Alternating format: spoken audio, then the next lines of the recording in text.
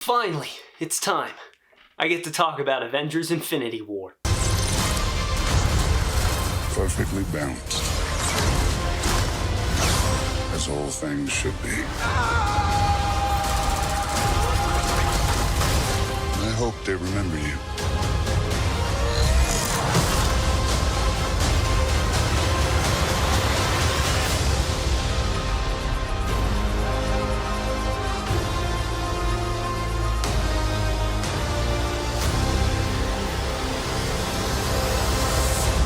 I'm wearing a Batman shirt in this video. I don't feel like changing. Avengers Infinity War was directed by Anthony and Joe Russo, the masterminds behind Captain America the Winter Soldier and Captain America Civil War. And it was written by Christopher Marcus and Stephen McFeely, the writers of the entire Captain America trilogy. This movie was not only the third installment of the Avengers franchise, but also the culmination of everything that had come before it. And along with Avengers Endgame, these two movies serve as the climax to the Infinity Saga. Avengers Infinity War is a movie that had a lot to do.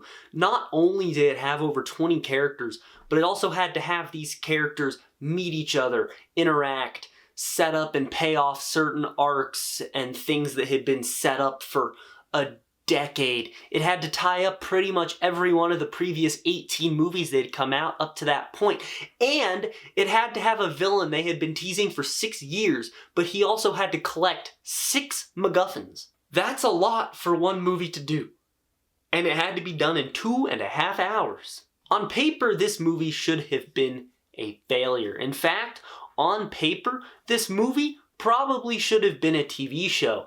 But since Disney Plus wasn't around at the time, the best minds at Marvel Studios put their heads together to craft a cinematic masterpiece. The best way to review Avengers Infinity War is honestly to just start out by talking about the protagonist of this movie.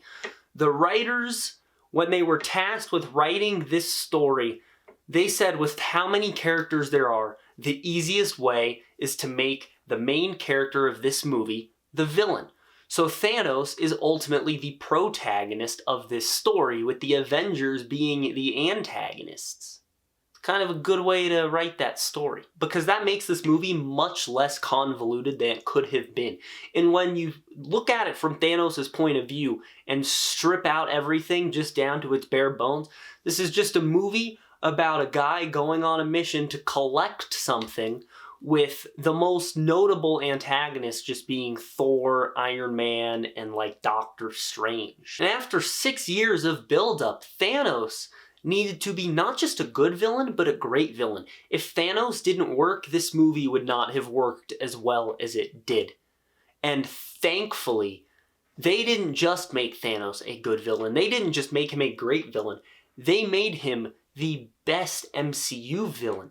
Yes, I still don't think that his title has been taken by Wenwu. I still think Thanos is the best, at least for now. My mind could change. Thanos is amazing, and I'm so glad they changed his origin from the comics, because in the comics, he is a very one-dimensional villain. In the comics, he's just simping so hard that he wants to destroy half the universe, and then from there, he just starts snapping more and more until all you've got left is like Captain America.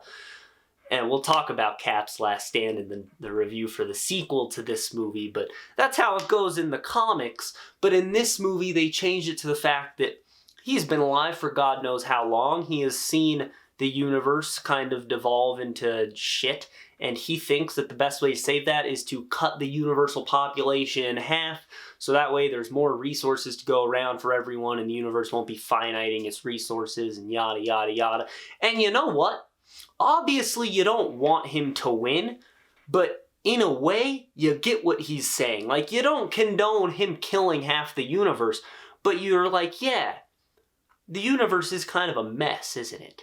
Now, another important thing about this character is that from the very start of the movie, when you have a character like this, in a movie like this, you need to establish him as a threat immediately.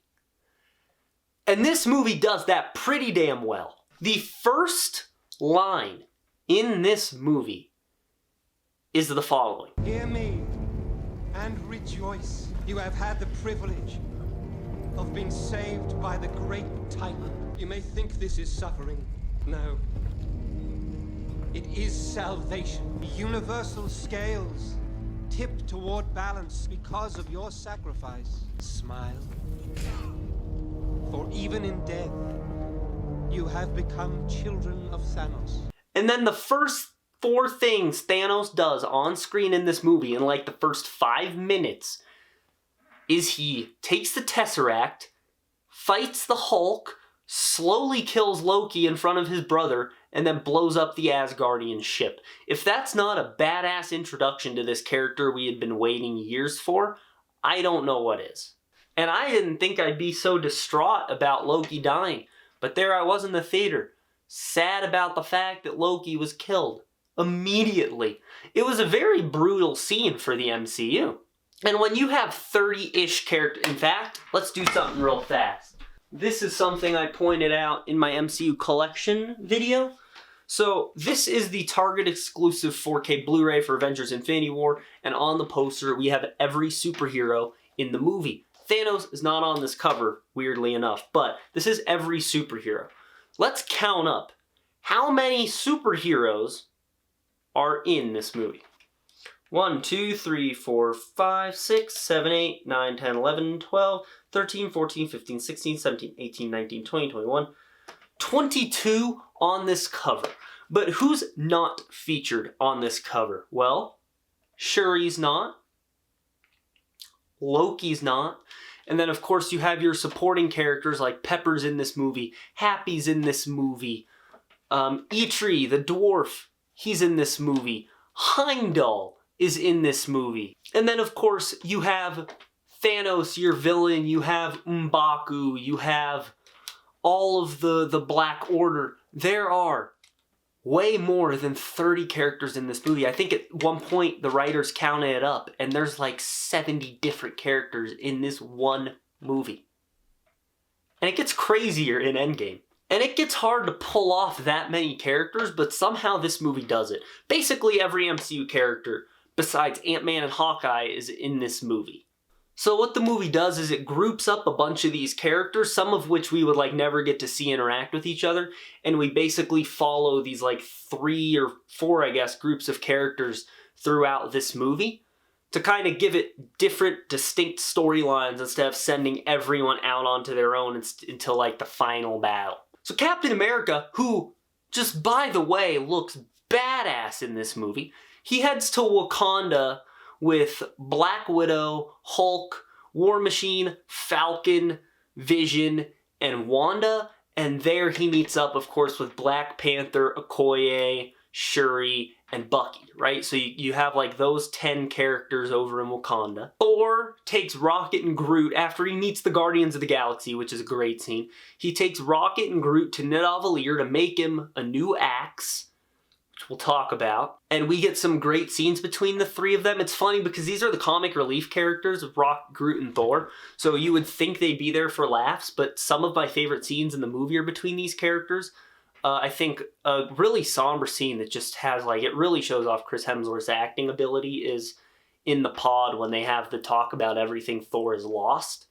That is such a perfect scene for 3 characters that rarely get scenes like that. Thanos is just the latest in a long line of bastards, and he'll be the latest to feel my vengeance. Fate wills it so. Mm-hmm. And what if you're wrong? Well, if I'm wrong, then what more could I lose? But then we get the best team up in the movie, because this team up is basically where they said, what if we take every jokester in the MCU and everyone who has an ego the size of Jupiter, and we put them in a room together? So we get Iron Man, Spider-Man, Doctor Strange, Star-Lord, Drax, Mantis, and later Nebula, all on Titan to fight Thanos. And then the 4th group is just, Thanos and Gamora, where she eventually gets pitched off a cliff, which I didn't see coming. I don't think anyone did. I remember because there were all the like death polls, like everyone was putting out before the movie came out. They're like, who's gonna die in this movie? I don't think Gamora was ever like the option people picked once. No one expected Gamora to die off, to be killed off in this movie. Yeah, a lot of people die in this movie. And I like that the writers, they confirmed that Marvel didn't tell them they had to kill anyone. They just made the smart choice that if you're going to tell this story, people are going to have to die. And that's where we need to take a minute to go on a little rant about hypocrisy. So, the MCU, by the time Infinity War came out, was going on for 10 years. And for like at least half of those 10 years, people were complaining that the MCU was not killing characters. They're like, we're starting to not really feel the stakes of this, you know? Like, we're not losing people that matter. We lost Quicksilver, but who actually cared about Quicksilver? Other than that, we're not losing any main characters. So then, this movie kills Loki, Gamora, and Vision, and now all of a sudden, people are pissed that Marvel's killing people. You got what you asked for. Deal with it. I really want the people who hate that the MCU kills characters to watch Game of Thrones. Yeah, you will be so desensitized to characters getting killed after Game of Thrones. Just do it. Just watch the first 6 seasons of that show, then stop watching. But watch how many people get killed, especially in the first season. You know how many people they kill in the first season? Yeah. Watch that show. This is nothing compared to that. I love how dark this movie is, and it gets so dark so fast. They don't even play the usual Marvel fanfare. It's the Marvel logo over the Asgardian distress signal as Thanos is raining fire on the Asgardian ship. The movie does get weird tonally at certain points, but it does kind of make sense because you have Iron Man, Doctor Strange, and Star-Lord who inevitably would have a dick measuring contest once they meet each other. And this movie moves so fast to the point that when it ended, I actually didn't realize it was over. It's a 2.5 hour movie that feels like it's 90 minutes long. I remember when this movie ended, I was like, okay, we have like 45 minutes to an hour left. Then the credits started, and I was like, you're shitting me. The heroes in this movie are in a constant losing battle, which is the nice change of pace from the victories they're always having in this franchise. To now see them running and hiding for the entire movie, it really does set the status quo from the very beginning that Thanos is a new kind of threat. He is a threat that will scare literal gods. Loki dies. Hulk retreats, which we'll talk about soon. Vision gets stabbed. Gamora gets taken and later killed. They all have to retreat to Wakanda and hold a line. I mean, the Battle of Wakanda pretty much is a losing battle the entire time. Thanos kicks the Avengers' ass on Titan, and then on top of that, he ends up winning. The Avengers never get a one-up on him. The entire movie, they are on the back foot. Thanos is that much of a powerhouse, and that's part of the reason he's one of the best MCU villains. Thanos is intimidating. Thanos needed to be intimidating. You need to be able to feel the fear of the characters when Thanos comes on screen. That's something that happened in The Winter Soldier. That's something that happens again here. I've noticed that's what the Russos are really good about, is they are really good at making you feel fear from when the villain comes on screen. I remember when Thanos was on Nowhere, which, by the way, one of the coolest parts of the movie to me is the reveal that Nowhere was just an illusion the whole time. When he's on Nowhere and the Guardians are there, and I think I actually shit myself in the theater. Now, one thing that does bother me with this movie that holds it back from being perfect is the first act is kind of a mess. But that's not really an issue this movie can solve. There is no universe where the first act of this movie isn't a mess. And I'll tell you why. There are so many characters before they all start to come together. Like, you'll go like the Guardians, to Thor, to Iron Man, to Spider-Man, to Doctor Strange, back to Thor, then to Gamora. Like, before they're teaming up, you're seeing so many individual storylines that it feels like it's just jumping around like that. And that's not a fixable issue. They did the best they could. They did make it easy to kind of follow the plot lines of what's happening, like right from like in the first 15-20 minutes of the movie, but there's no universe where the first act of this movie is perfect. It's just not possible with something of this scope. So it's almost unfair to take points off, but still, I gotta take points off for it because it makes the movie not perfect. But the back half of this movie is damn near perfect. I think that once Team Cap gets to Wakanda, the thrills in this film do not stop. And there's two big reasons the back half is so amazing.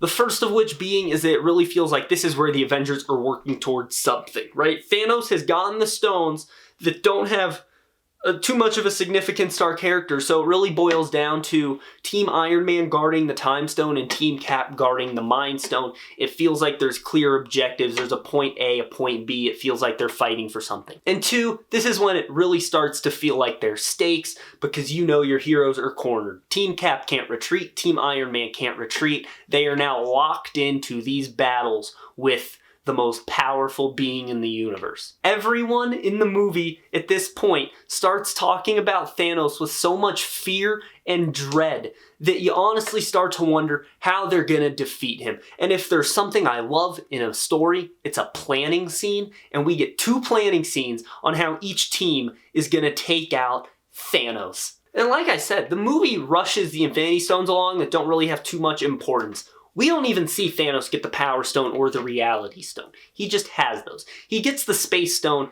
immediately, and it really does then come down to Soul, Mind, and Time, and the only reason Soul takes longer is because the Soul Stone's a mystery, because we had not seen it up until that point. This was the first movie in the MCU where they showed the Soul Stone, and then of course they get some of the emotional weight of Gamora in there, but it does boil down, the entire third act of this movie is about 2 teams guarding 2 different stones against seemingly unwinnable odds. And I think this might be like a 45-minute long action sequence. I couldn't tell you, I don't keep track because I'm just so thrilled watching it, but it's gotta be at least like a 45-minute scene where it's just non-stop action. And thankfully, in the action sequence that's that long, the movie doesn't get stale because of how much variety there is in these action scenes. The children of Thanos are in this movie, and for years I had thought they were pointless additions to this story, but I don't think that's really the case. I think what the children of Thanos bring to the table is they bring some sort of variety to the Wakanda battle, because they give the hero someone to fight when they aren't fighting Thanos, because hordes of CGI monsters running against a bunch of, a few superheroes and then a bunch of CGI Wakandans, that can get old after a while.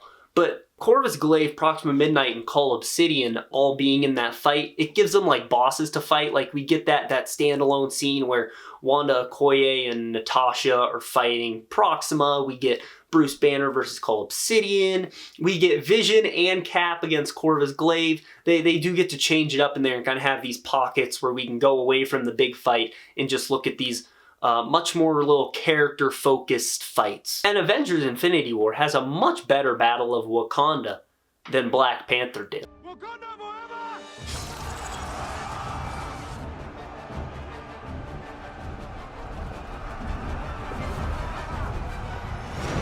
But by God, is every character in Wakanda stupid? Captain We Don't Trade Lives America pisses me off in this movie, but I do like how Vision flips that line on him later and pays it off. Every character who argued with Vision kind of pisses me off. And don't even get me started on Wanda. She was the one who was supposed to save the day. They even told her, they're like, hey, wait here, blow the stone to hell. But nope, she couldn't blow the stone to hell because God forbid they lose a few soldiers. She's gonna jump out on the field and she's gonna move the drills out of the way, and in doing so, help lead to the destruction of half the universe. Almost everyone in this movie is responsible for Thanos destroying half of life, except like 3 characters who we are going to get to momentarily. And before the movie cuts back to get to Titan and show where Thanos has been this whole time, we get one of the most epic scenes in the movie.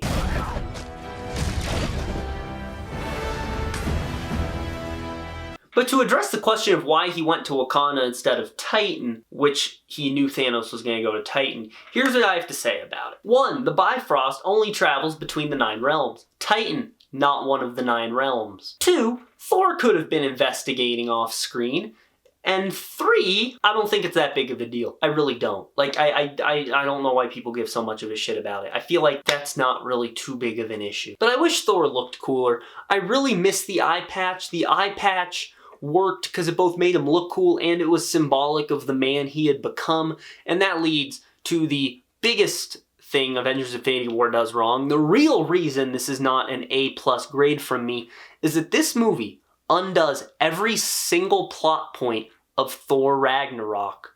In Thor Ragnarok, Thor became king of Asgard. Thor lost his eye. Thor learned he did not need a weapon to harness his true power, and Hulk was Hulk permanently. This movie immediately takes the Asgardians away from Thor. Rocket gives Thor an eye, which is super out of character because Rocket is not the person to give stuff. Rocket's a taker, always have been. He even then asks Bucky if he can have his arm in the middle of a fight. Then Thor's whole quest in this one is that he needs a new weapon, more powerful than Mjolnir. Thor, you're more powerful than Mjolnir, you dumbass. And in the first 7 minutes of this movie, if it's even 7, Hulk gets his ass beat so bad that he turns back into Banner and refuses to come out to play for the entire rest of the movie, setting up the next movie, which is going to completely disgrace any semblance of cool character that the Incredible Hulk had left. Everything in Ragnarok is undone to the point that Thor Ragnarok is the most skippable movie of the MCU. If you don't watch Thor Ragnarok, you won't miss anything because none of it has any impact. And Endgame undoes even more. I love how Thor's mechanical eye glows but doesn't short circuit. You ever think about that? It's a piece of machinery, and he hits it with the power of God, and it doesn't short circuit. And once Thor gets to Wakanda, we cut back to Titan to see what Thanos has been doing ever since he hurled his daughter off a cliff, and apparently he's been taking the world's longest portal because he's just now arriving. And with that arrival, we the audience are gifted to the best action sequence this franchise has ever seen. Iron Man, Doctor Strange, Star-Lord, Drax, Spider-Man, Mantis, and Nebula fight Thanos. Everything about this fight is perfect. I've mentioned in my reviews for the previous 2 Russo brothers Marvel movies that their action seems to get better in each one. That's true in this one. This fight is, the action in this movie is a step up from Civil War and Winter Soldier yet again. But before the fight, there was a conversation. And you guys know how I am about my conversations. Doctor Strange and Thanos just sit and talk about Thanos' grand plan and what his retirement plan is. And it's a moment of foreshadowing that you probably wouldn't have even picked up on the first time because you're so used to the heroes winning in these movies. And you know what I don't understand? This is something that makes even less sense to me than how Thor got to Wakanda. This is the real question people should be asking. How was Iron Man holding that massive piece of debris in the air for that long?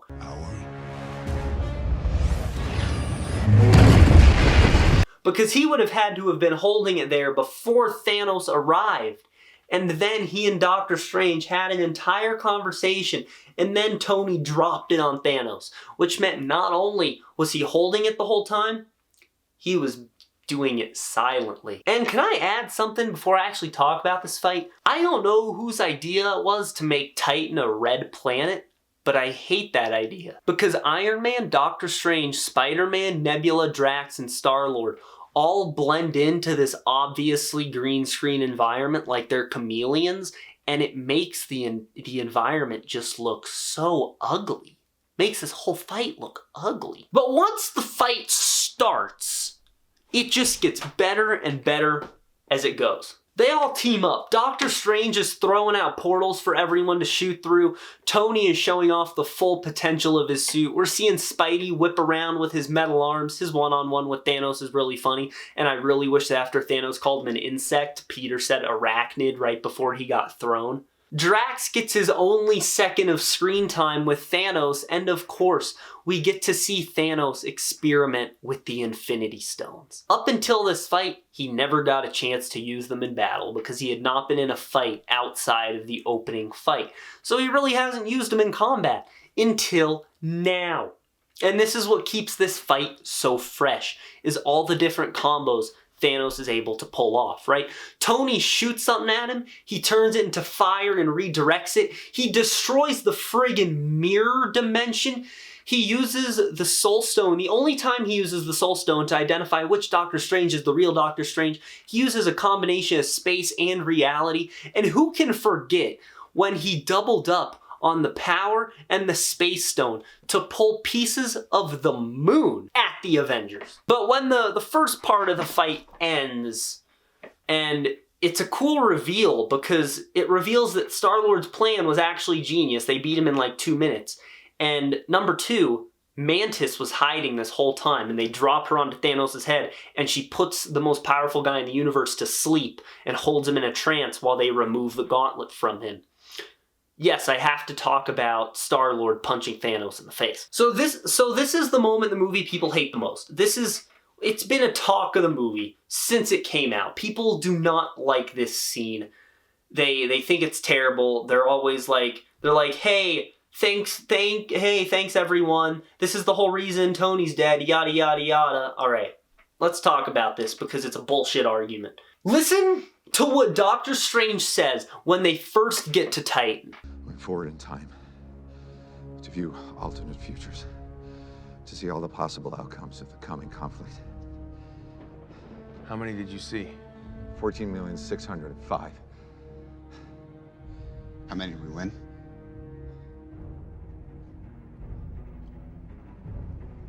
One. The movie straight up tells us that there is only one possibility where they defeat Thanos. And across this movie and Avengers Endgame, we see that one possibility.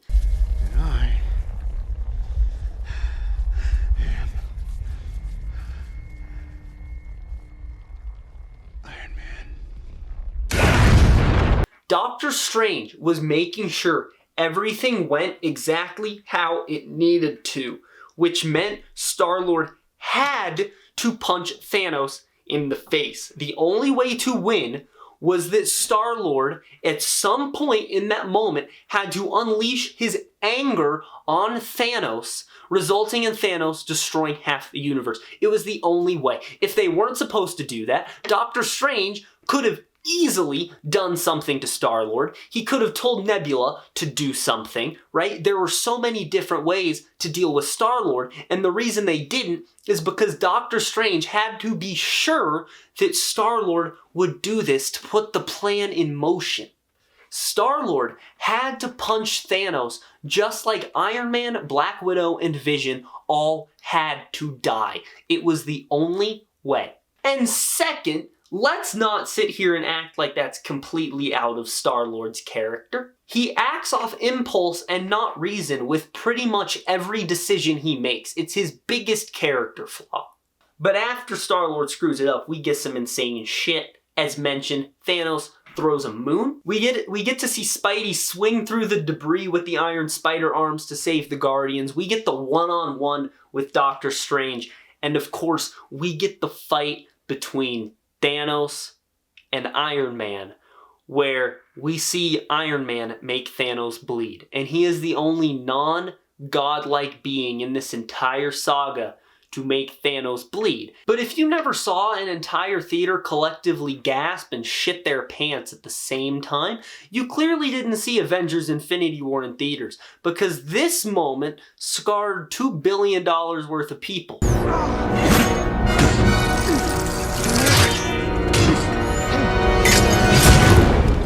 And then Doctor Strange trades the Time Stone for Iron Man's life because, once again, he knew everything that had to happen. And that brings us to the final fight, if you can call it, against Thanos in Wakanda. I call it the race to the Mind Stone, because that's ultimately what this is. So what I love about this scene is that Team Cap is not trying to kill Thanos. They know they can't. All they're doing at this point is trying to delay him just long enough to destroy the stone. I will never not get chills from Captain America holding him back.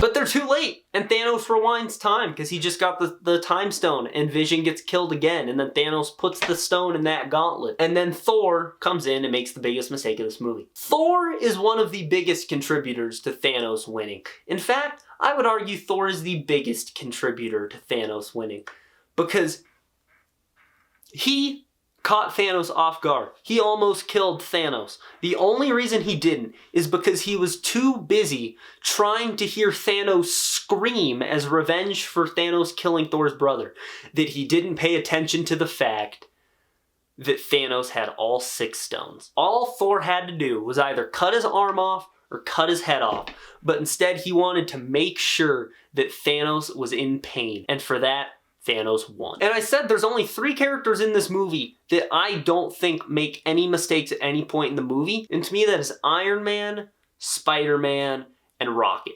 I think they constantly make the right calls throughout this movie. I mean, you could argue Groot, but I'm going to throw Groot in there. 4 characters. And I think you could hear my jaw hit the floor when Thanos snapped. Like, it was like, boing! The villain winning is not supposed to happen in superhero movies. That doesn't happen. The villain doesn't win at the end of a Marvel movie. And then you see Bucky disappear, then Black Panther disappears just in case you actually thought they weren't going to be able to undo this. And then Wanda, Falcon, a bunch of the Wakandan army. It just gets crazier and crazier, and then you cut to Titan and you see Mantis go, and Drax go, and Star-Lord go, and Doctor Strange go, and that was the shocking one for me. But of course, the actual shocking one, the moment that made people cry, was Mr. Stark, I don't feel so good. And then the final shot of this movie is just Thanos watching the sunrise on a grateful universe, as he says it, while a beautiful piece by Alan Silvestri plays, and then it cuts to black. And right then, my soul left my body. It was such a perfect ending to this movie, and it's not a cliffhanger. A lot of people say it's a cliffhanger. It's not.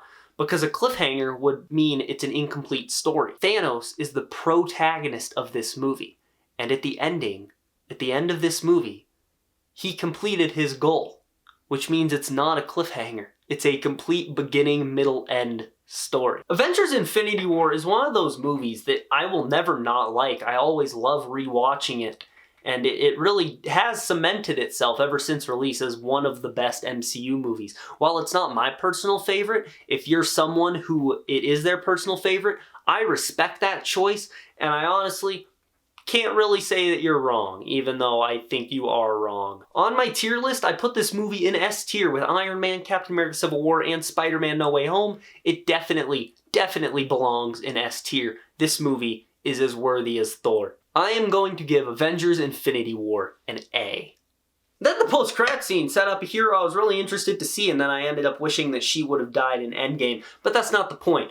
We'll get to shitting on Captain Marvel here in the next few videos. I've really been looking forward to that. But guys, what do you think of my Avengers Infinity War review? What do you think of the movie? Let me know all that down in the comments below. Also leave a like on this video, subscribe, click on the bell icon to receive all notifications from the MCU HQ. Lots of great content coming this year. That's going to be it. Have a great day, guys.